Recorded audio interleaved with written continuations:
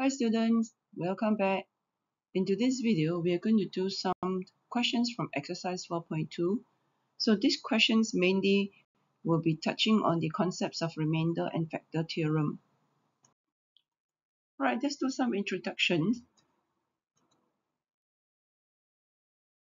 Okay, so what we have shown on the screens is the process of using long division where the dividend is 4x cubed minus 5x plus 5 is divided by 2x plus 1. Right, so the quotients that we have there will be 2x squared minus x minus 2, and we have remainder 7.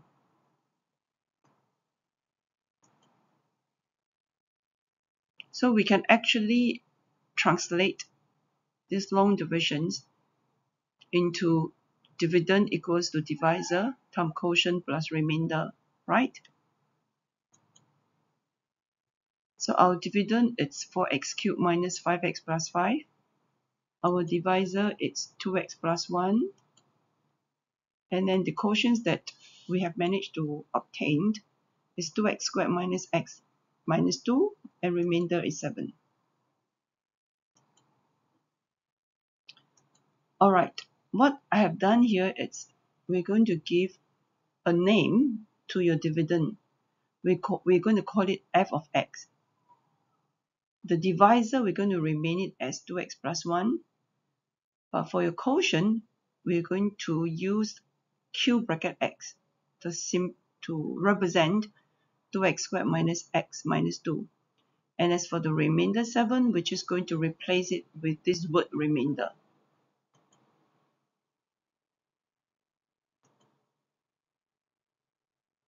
Alright, so if I'm going to let the divisor, which is 2x plus 1 equals to 0, so we can see that 0 times your q of x will give you 0. And therefore, we can rewrite equation 1 as f of x equals to remainder. Because this will end up to be 0. So 0 plus remainder will just give you remainder. And your left-hand side is still f of x. Right, so if you're going to let the divisor equals to 0, we can actually find the values of x to be negative half. And if you're going to substitute your x to be negative half inside here, that means you replace your x with negative half. This is what we'll get, right? F of negative half is equals to the remainder. So in other words, we can actually just find the remainder by substituting here x to be negative half. Right, and if you were to simplify this, you get remainder equals to 7, which is the answer that we obtain if we use your long division. So in other words, if you don't need to find the quotient, right? If there's no need to find the quotient, if you're only interested in finding the remainder, you can just simply let the divisor equals to 0 to eliminate your quotient, and then get the values of your x from letting your divisor equals to 0, substitute into your dividend, and that value you get will be your remainder.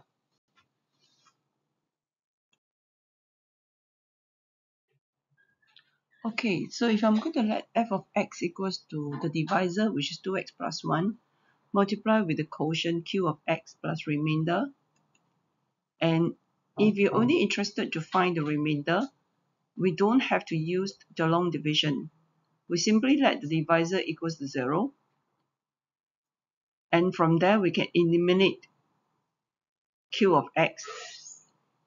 And when you let the divisor equals to 0, from there you can find the values of x. You substitute into your dividend, you'll be able to find the remainder.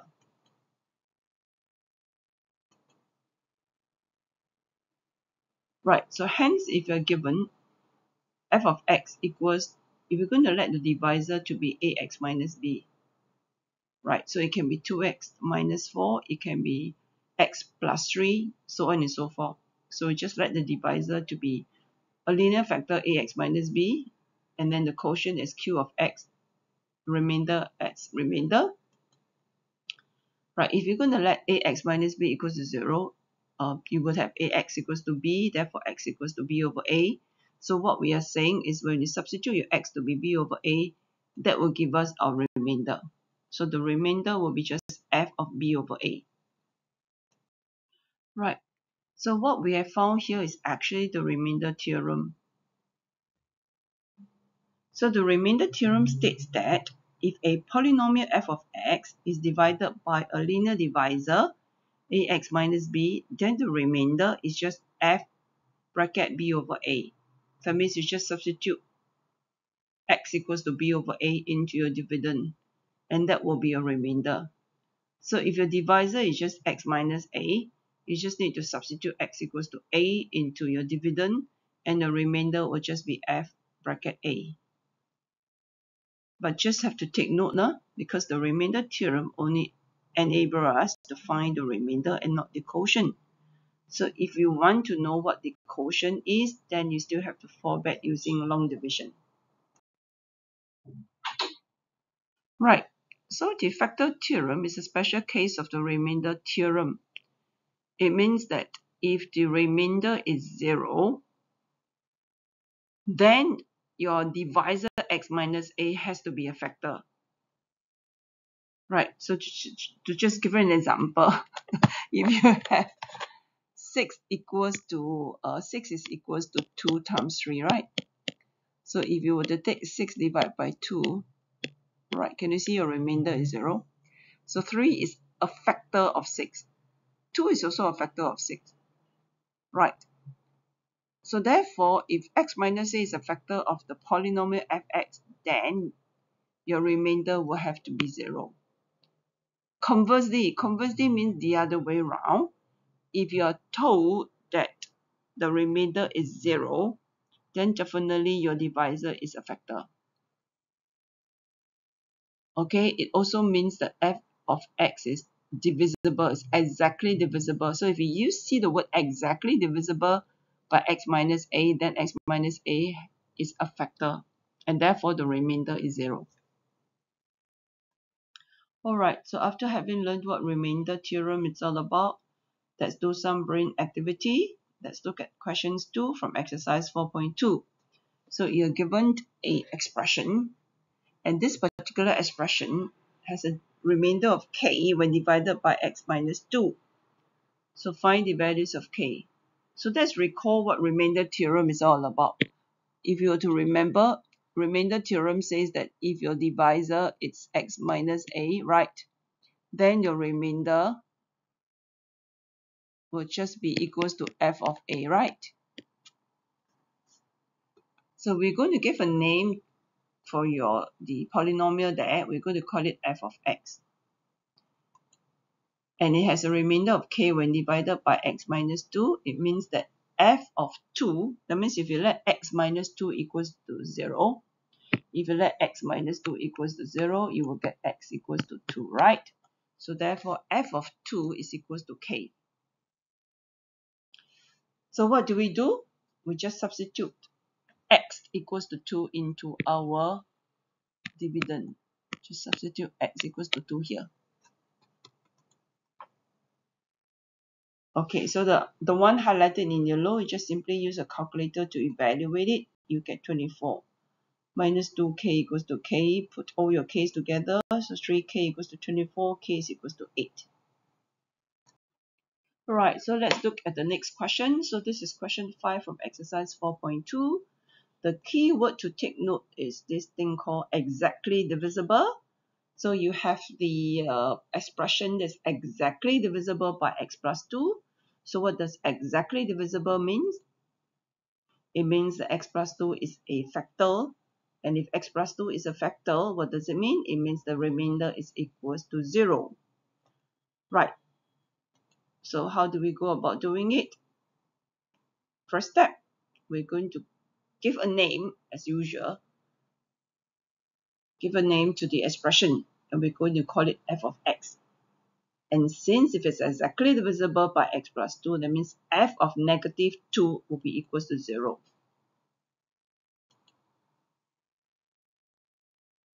Alright, so we're going to substitute x equals to 2 inside here, and then let it equals to 0.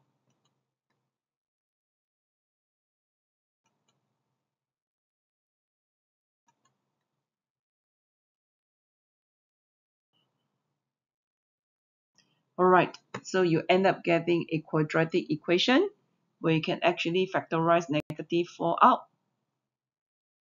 You can divide by negative 4 on both sides, and you have a squared minus 2a minus 3 equals to 0, where you can factorize it, and you apply the a-b product rule, you will get a equals to 3 or a equals to negative 1. So relatively easy. Right, so having done some basic questions, now we can progress to something more difficult. So if you look at question 9, there are two unknowns you need to find. What are the two unknowns? A and B. So usually if you have two unknowns, basically you have to form two equations, and where you need to solve these two equations simultaneously to solve for A and B. So how are we going to form these two equations? Alright, so first thing first, we're going to name our dividend as g of x. And then if you look at the questions carefully, that's highlighted for you in yellow, right, using remainder theorem, g of bracket negative 2 is equals to negative 95. That will be the first equation. The second one will be the one highlighted in blue for you. That is g of bracket 3 over 2 gives you remainder 3. Right, so how do you get 3 over 2? And that is when you let 2x minus 3 equals to 0. And then you just solve it. You will have x equals to 3 over 2. Alright, so what are we going to do with both equations? So from 1, you can just substitute x to be negative 2. You have 8 bracket negative 2 blah blah blah blah blah equals to the remainder that's negative 95. And then the one highlighted in purple, you can just use your calculator to evaluate it. You will get negative 22. So these two terms, you will get 4a minus 2b. Right, and you can simplify further by dividing it by 2 on both sides.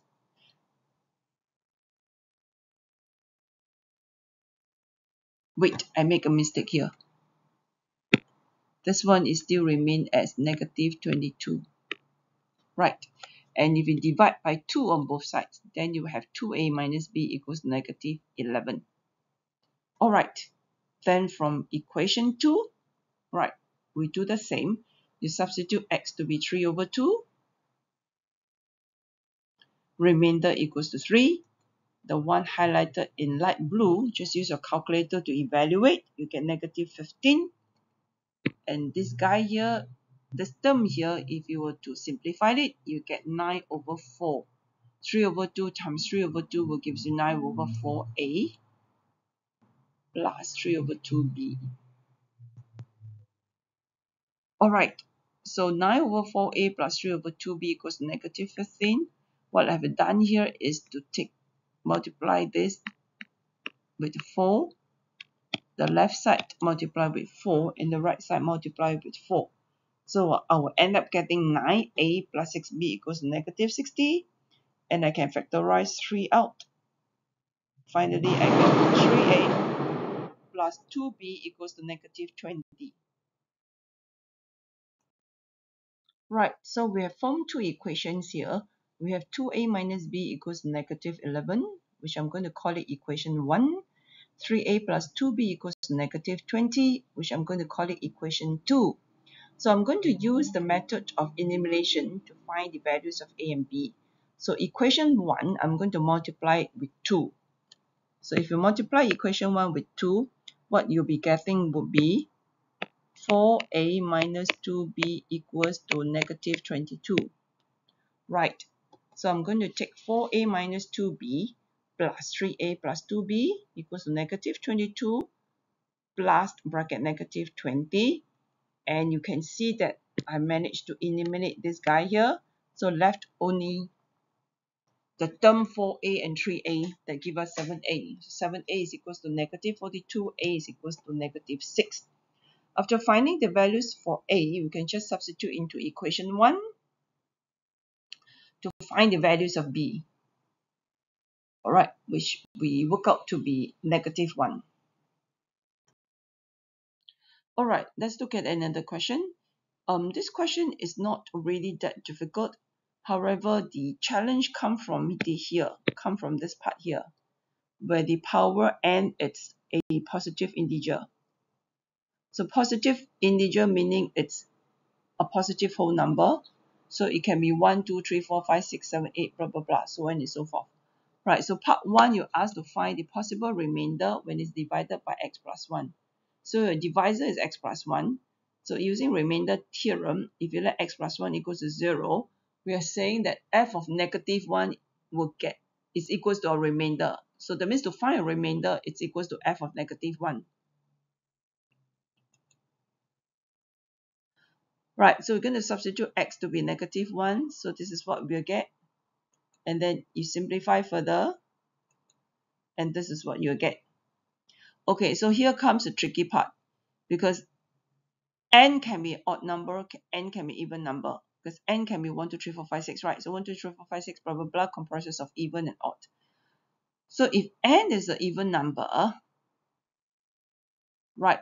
If n is an even number, let's give an example. If n is 2, then negative 1 to the power of 2 will be negative 1 times negative 1. You will get a positive 1. So if n is to the power of 4, it will be negative 1, negative 1, negative 1, another negative 1. And you will get positive 1. So in other words, if n is an even number, right, this guy here will always give you 1. And therefore, the remainder will be 4 times 1 plus 2, give you 6. Right. So what happens if n is an odd number? Then, okay, let's give an example. If n is equals to 1, so negative 1 to the power of 1 will give you negative 1. If n is 3, that will be negative 1 times another negative times another negative. So that will end up getting negative 1. So therefore, if n is an odd number, this guy here, you always end up getting negative 1. So you will have a 4 times negative 1 plus 2 that gives you negative 2. Okay, so this is how you manage the questions when n is an even number or when n is an odd number. So for part 2, basically we've already found the answer. We already found it. If n is a positive odd number, then the remainder will be negative 2. Right, now let's look at question 13. Question 13 is really a very interesting question. It really tests you on the concepts of how the degree of the degree of your divisor, it's related to the degree of the remainder. So if you were to recall, we learned earlier on when we do long division, right?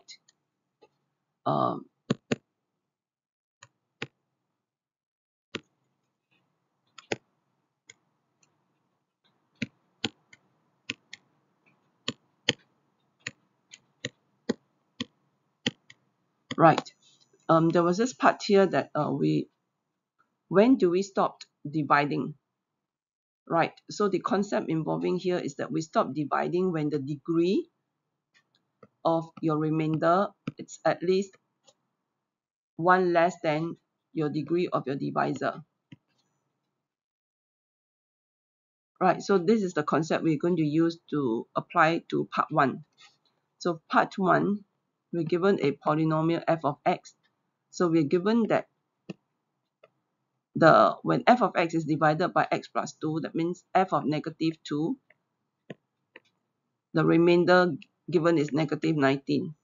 We're also given that f of this part here, when it's divided by x minus 1, so f of 1 will give us a remainder 2. So this is the information that's given.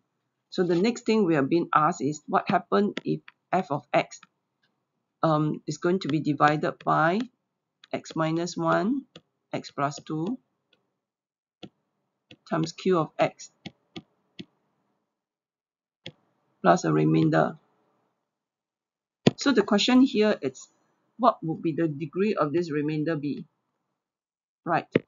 So if we were to expand your divisor,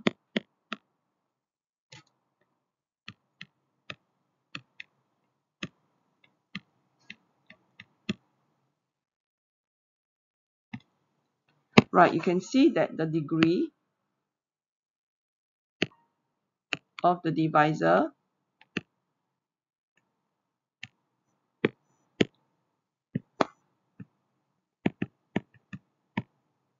is 2. The highest power is 2. So therefore, the degree of the remainder can be 0 or 1 because it's 1 degree, at least 1 degree less. So at least 1 degree less. So it can be 0 or 1. So now we need to explain. Is it 0? Is the remainder 0? Is the degree of the remainder 0 or if the degree of the remainder 1? So this is the part that we need to decide on. Right. Okay. So how do you go about doing it? Right. So we're going to let the remainder be A. So in this questions here, we're going to prove by using this thing called contradiction. That means we're going to suppose something happened and then we're going to contradict it. Right. So we're going to let the remainder equals to A. So what we are getting is f of x is equals to x minus 1, x plus 2 times q of x plus A. So basically what I'm going to do is I'm going to find the value for A. So I'm going to substitute x equals to 1. Right, so f of 1, I'll Q off all these terms here. So left only A. So f of 1 is equals to A.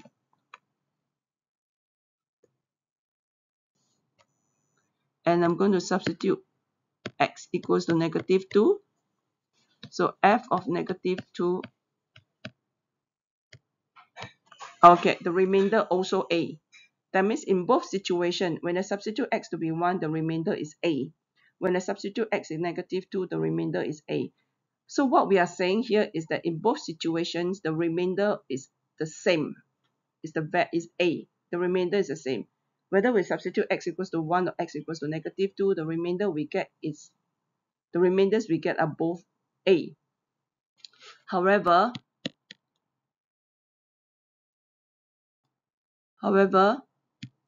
it contradicts the above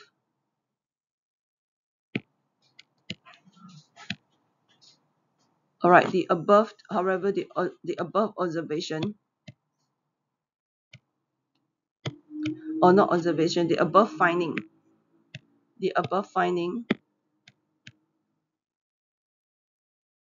contradicts what we were given in the question, because we were given two different values of remainder.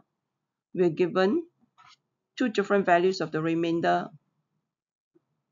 Right, we're given f of 2, f of negative 2 is equals to negative 19, and f of 1 is equals to 2. So can you see that we're actually getting two different remainder? But here, in our finding above, we find that the remainder should be the same. Okay, if A is 2, then f of 1 is 2, f of negative 2 is 2. Right, so there's a contradiction.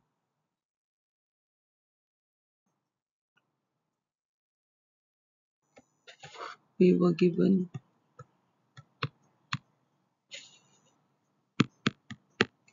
So therefore,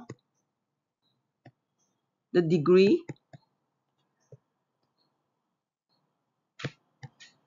of the remainder cannot be 0.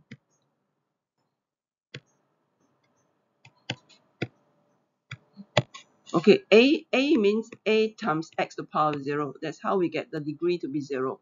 A means A times x to the power of 0. So that's how we get the degree 0. So from what we have done here, we conclude that the degree of the remainder cannot be 0. Right, hence the degree of the remainder must be 1.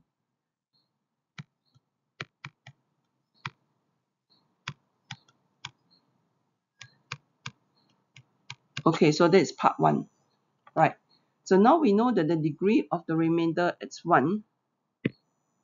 For part 2, it means that our remainder, alright, cannot be a constant. A constant is the one where the degree is 0. It has to be a linear factor. So a remainder has to be in a form ax to the power 1 plus b, a linear factor. Right, here then the degree is 1. Right, so if you're going to rewrite your fx, it will turn up to be f of x is equals to x minus 1 times x plus 2 multiplied with the quotient, then plus the remainder, which is ax plus b. Okay, so we're going to let x equals to 1. So f of 1 will give you a plus b. And f of 1 you are given here to be equals to 2. So a plus b equals to 2. This will be your first equation.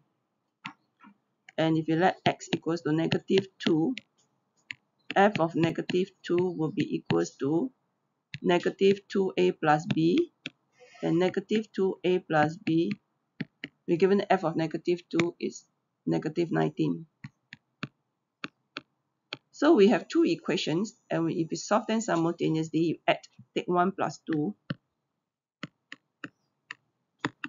we would end up getting negative a is equals to negative 17.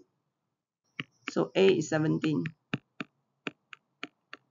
Right, and then with the values of a, you just substitute into equation 2.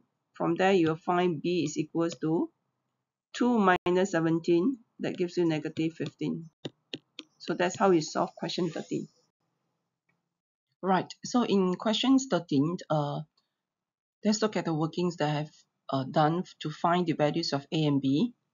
Are you able to spot the mistake? Because when I look back at my working, I discovered that I have actually made a mistake here. Yet sometimes when you write too small, or when you're very tired, or when you're rushing, to complete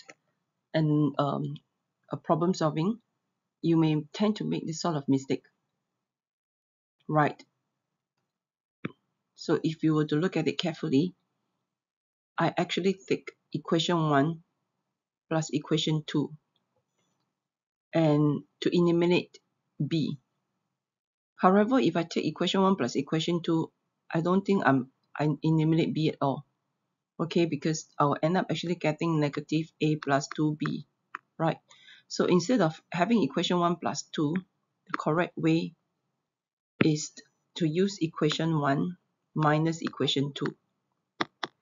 So here I will get a plus b minus bracket negative 2a plus b equals to 2 minus bracket negative 19.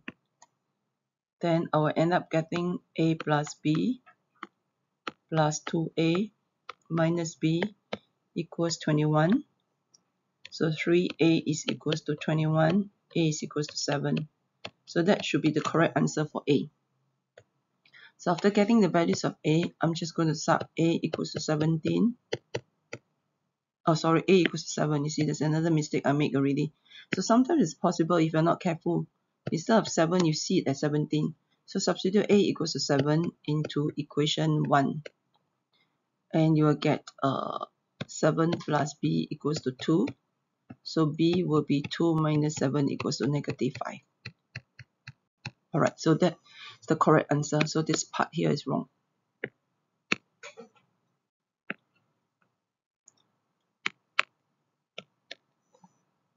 Okay. All right, let's look at question 14. So you're given a polynomial. This polynomial is divided. When the polynomial is divided by x minus 1, there is a remainder. And this remainder is twice when it's divided by x plus 1. All right, so first thing first, this is what we always do. We give our polynomial a name. This time I'm going to call it a of x.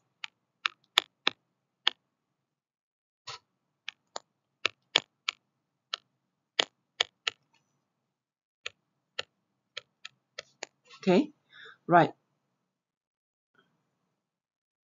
So we are given if it's divided by x minus 1. All right, so we're going to give the remainder when it's divided by x minus 1. That means you let x minus 1 equals to 0, right? So it's substituting for x equals to 1. So we're going to let a bracket 1, let the remainder be r. Okay? A of 1 is equals to r. Right. So this polynomial will also be divided by x plus 1. So a of negative 1, we're going to let the remainder, let's say we call it a t. Okay. Right. So how are these two remainder related to each other? How are these two remainder related to each other? So we are told that the first remainder is twice the second remainder. That means r is 2 times of t. R is 2 times of t. Okay, right. So what we're going to do is I'm going to replace, having found this connection, I'm just going to replace the first equation, okay, r with 2t. So I'm going to rewrite it. Okay, so if we were to rewrite it, we will have, so this is my explanation for you. So after you've understood my explanation, you can rewrite these two to be a of 1 is equals to 2t and a of negative 1 is equals to t.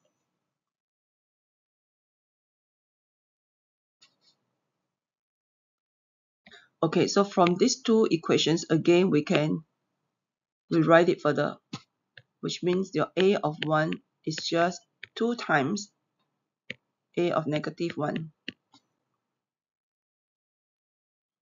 So this part is my explanation. So you don't need to include my explanation in your working. You just understand how I managed to get these two equations here. Right, and from these two equations, I can get a third one. Alright, so what do we do with the third one? So basically, you just substitute x to be 1 into your polynomial. So you would have a bracket 1 to the power of 3 plus b bracket 1 to the power of 2. And this will be equals to 2 times, now you substitute a to be negative 1.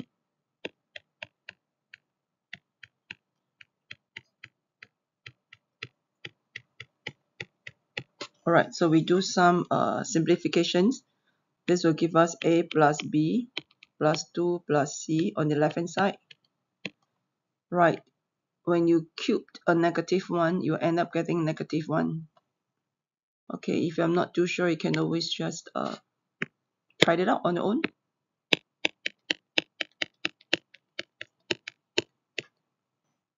So you end up getting negative a. This will be positive 1. This will be negative 2. So you just keep simplifying.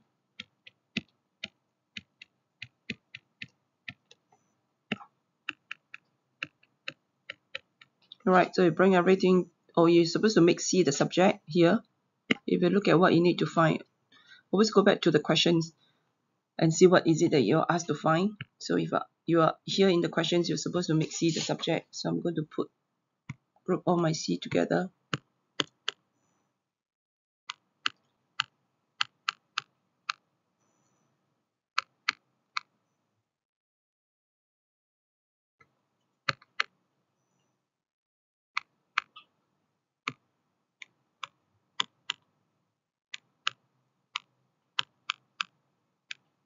Okay, multiply by negative throughout. Okay, which is what you're supposed to show. So just bracket shown. Alright, so this is question 14. It's not difficult. Right, let's look at question 17. So question 17, if you look at your f of x, there are two unknowns here that we need to find, a and b. So we've mentioned this several times already. If there are two unknowns, then basically we just need to generate two equations and solve them simultaneously. So let's look at part 1. So you're given that x squared minus 3x minus 4 is a factor. So what we're going to do here is, if this is a factor, right, using factor theorem, what we are saying is that the remainder will be equals to 0. Right, so first thing first is that I'm just going to factorize the quadratic expression into linear factors. Okay, then the next thing is that I'm going to write it in the form fx is equals to your divisor times your quotient. Here the remainder is 0, so we not necessary to add plus 0. Okay, not necessary. Alright, so here we have to use substitution. Basically, I just need to get rid of my q of x, right? So we have done enough of questions to know how to do that. We just let x equals to 4. This one is similar to solving finding unknowns in the identity. So let x equals to 4. So we just substitute x to be 4 on the left side. Then the right hand side you get 0. Because if this is 0, multiply with the rest will give you 0. So if you were to simplify further,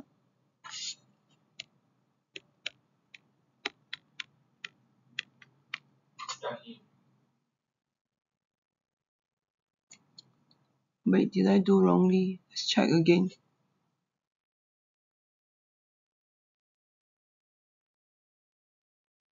Alright, so you will have 2a plus 16b equals to 64 minus 20. 44. Wait, hang on, let me check again.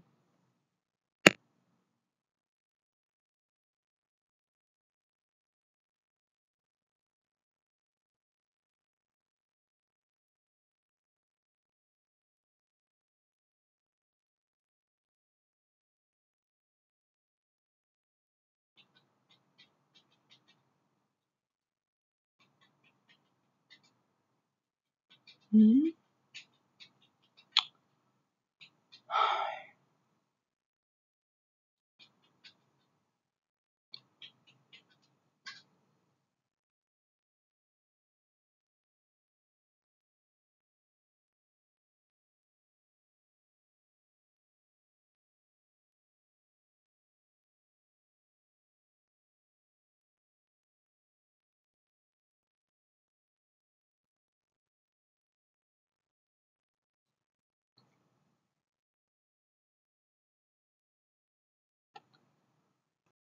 Right, so from part 1, we found a to be 2, b to be negative 7. So we're going to substitute both values into our f of x. Let's see what we get here.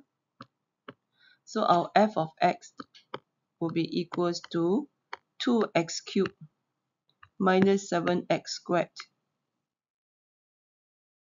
minus 5x plus 2 times 2. So simplify further, you get this. Alright, so we asked to factorize this completely. That means we asked to find the remaining factors, right? Because if because remember what we have written here earlier on, we wrote that f of x is equals to your divisor, right? Times your quotient, right? So we need to find, so your quotient is actually the third factor.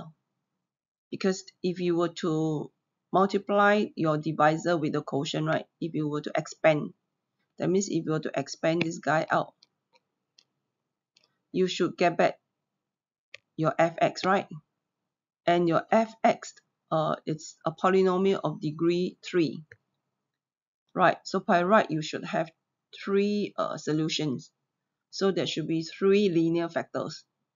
There should be 3 linear factors. Alright, so how do we find the quotient? How do we find the remaining linear factor? Yes, we have to use, so far we only learn long division. So of course we have to fall back to using long division until later on we learn new method. Okay, so we can just use long division to find our remainder factor.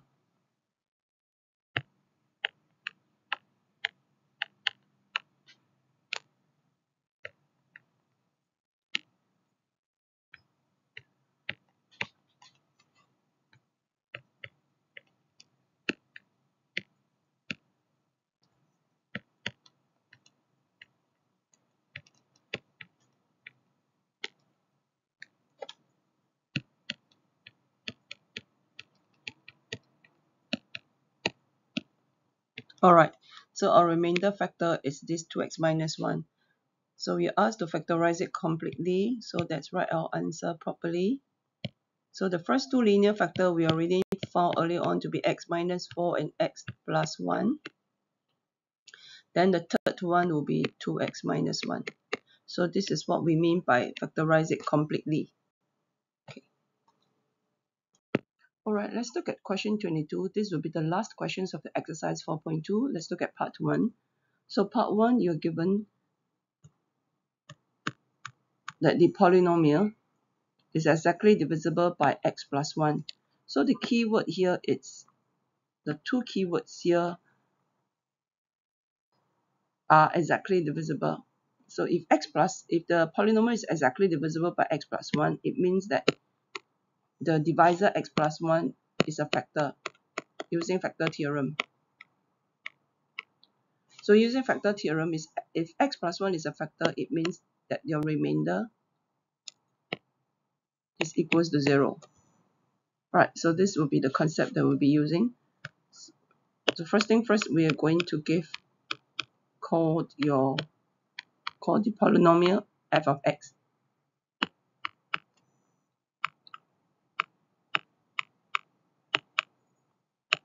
Right, so we're given f of negative 1 equals to 0. So we're going to substitute x to be negative 1.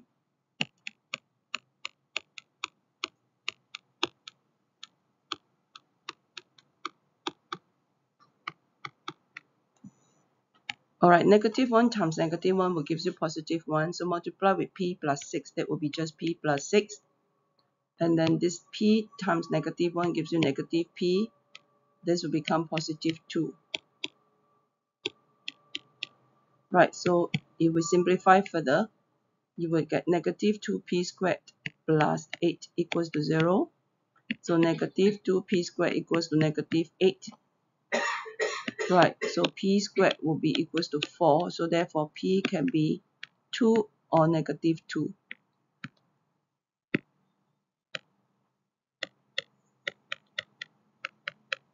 So that's part 1. Right, let's look at part 2. Alright, so part 2 is a bit tricky. Part 2, what we are saying that the dividend is not divisible by x minus 1. So that means your x minus 1 is not a factor. If it's not a factor, that means there's a remainder. Right, so we're going to let the remainder be a. So what we are saying is that f of 1 is equals to a. Right, so that is a remainder. Okay, so I'm going to substitute x equals to 1 into f of x. So I would have p plus 6 times 1 squared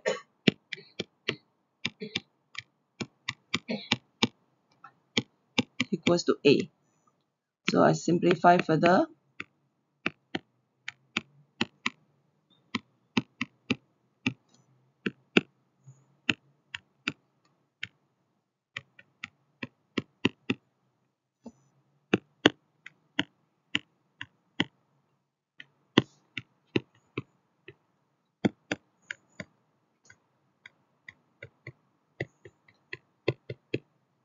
Alright, so here up to this part here, it's a bit tricky, right? It's a bit tricky because there are two conditions that we need to fulfill here.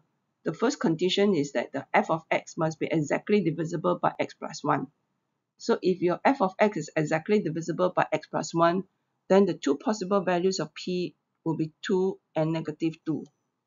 However, there's another condition that you need to satisfy. The second condition you need to satisfy is that this f of x cannot be divisible by x minus 1. It's not cannot be divisible. It's not exactly divisible by x minus 1. That means that it's a remainder. So what we're going to do is we're going to prove by using contradiction. We're going to use proof by using contradiction. So what we are saying is supposing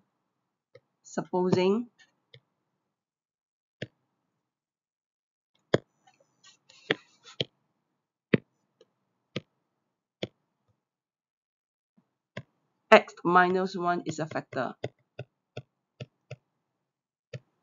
So if x minus 1 is a factor, then a will be 0, right? Supposing x minus 1 is a factor, a will be 0. So from there, we will end up getting